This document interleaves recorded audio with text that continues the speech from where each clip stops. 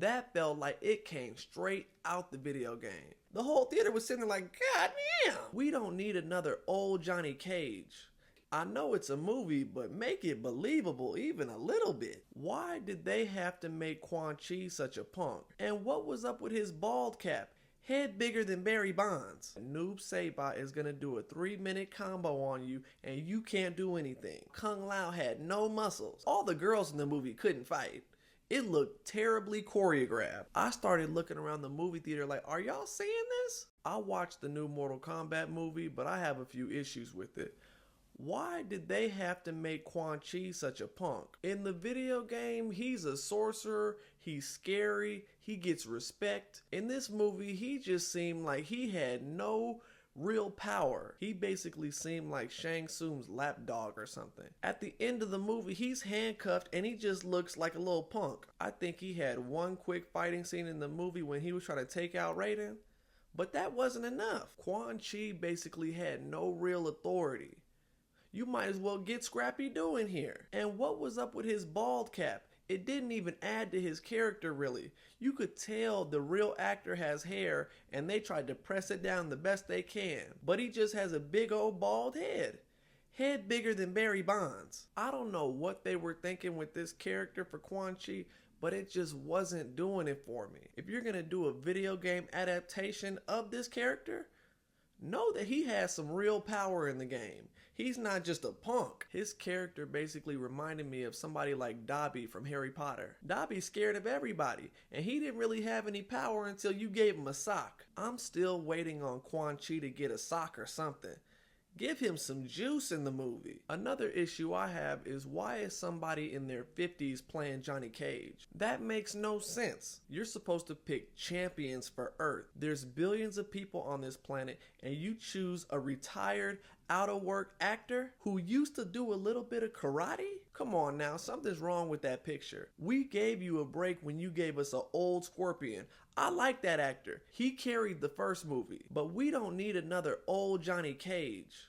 Give us a young athlete, somebody who the Earth picks and says this guy is worthy. That's like choosing Michael Jordan after he played for the Wizards and say you're gonna represent America in basketball. No, choose somebody who's actually healthy and ready to play right now. Johnny Cage is supposed to have a skinny face. You choose this square head actor. I like Karl Urban, but he just didn't fit for this role. At times it worked, but for the overall picture of it, I don't think so. Johnny Cage was doing cartwheels and somersaults throughout this movie. You see 30-year-olds trying to do that and their back is out for a week. I know it's a movie, but make it believable even a little bit. All of a sudden he puts his glasses on and he learns how to fight again. This is a fighting movie, and I'm pretty sure that somebody else on this planet is a little more deserving of being called a champion. Anybody that has played Mortal Kombat online knows that Noob Saibot is going to do a 3-minute combo on you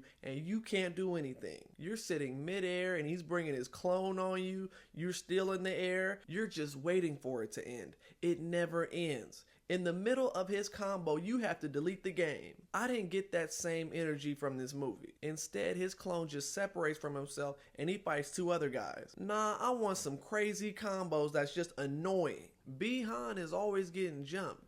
They could never just run the ones with Bi-Han. He got hands and all, but give Scorpion some credit. Scorpion did his thing, of course, but I wanted a little more from that fight scene. That first movie with Sub-Zero versus Scorpion, I loved it, especially the first scene. I couldn't get over it. I kept watching that scene over and over again. But this second movie toned it way down for their fight. But I do like the fact that they treat each other like Tom and Jerry. As soon as they see each other, it's on sight.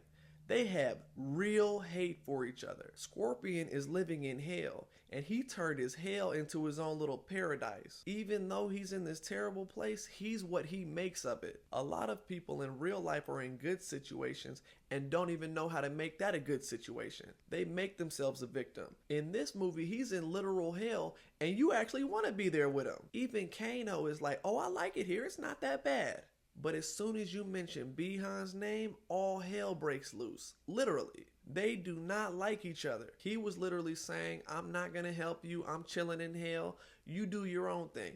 All you got to do is say the magic words. behind, and he's like, all right, let's go. He's been dead for hundreds of years, and he's sitting there like, you know what? This beef ain't over. I love that they kept that aspect in this movie. You guys bullied the people at Mortal Kombat about Cole Young. He had about 2 speaking roles in this second movie. He was the main character and he had 2 lines, and then his fight scene was about 2 seconds too. People complained so much about Cole Young, they gave him a nasty fatality where you just smash his head in like a watermelon. They should have kept Cole Young going. I'm sorry. They did all that character development in the first movie just to end it like that? He was putting the beats on Shao Kahn, and Shao Kahn got to cheat. Every fight Shao Kahn was in, he was cheating. And look, Shao Kahn was a dope character in this movie, even though he's cheating every other 2 minutes. I like Shao Kahn, how they did his eyes. Every time he walked, you feel the footsteps in the movie theater every time he took a step. He had a menacing presence the entire movie. And I like this Shao Kahn more than I did the other movie. They actually did this one right, where he actually seemed like he came out the video game. Even though in the video game he sucks and nobody chooses him, in this movie I got happy every time he came on screen. I'm like, okay, now it's getting fun again. But they didn't have to have him kill Cole Young like that. Cole Young deserved at least another speaking part. They just wanted to get him out of here because y'all complained so hard. And the best fight scene in the whole movie was with Liu Kang and Kung Lao. That felt like it came straight out the video game. You have Kung Lao teleporting back to his hat. His hat is floating around. You're sitting there like, oh, the hat has its own personality. I wish Liu Kang would have did his bicycle kick. I was looking forward for that. But they did a nasty fatality in this movie. Liu Kang allowed himself to get punched so he could pull Kung Lao back into the hat. The whole theater was sitting there like, God damn, he's gonna do his homeboy like that? But I didn't like how Kung Lao had no muscles. How are you supposed to be that dope of a fighter, but you have no definition? And you got a big chin. That chin is an easy target. Isn't Kung Lao supposed to have a strap that goes over his chin? He couldn't put that chin in that strap. Even though Kung Lao was able to carry out his fight scene and it looked good, because all the girls in the movie couldn't fight. It looked terribly choreographed. They should have spent a little more time on the choreography or something, or get somebody else involved, but they couldn't fight worth a damn.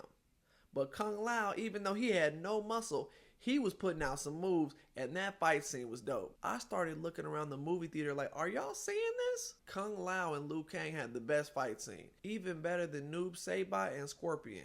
Because I was looking forward to their fight scene a whole lot, especially after that first movie. This was a downgrade for them, but kudos to Kung Lao and Liu Kang.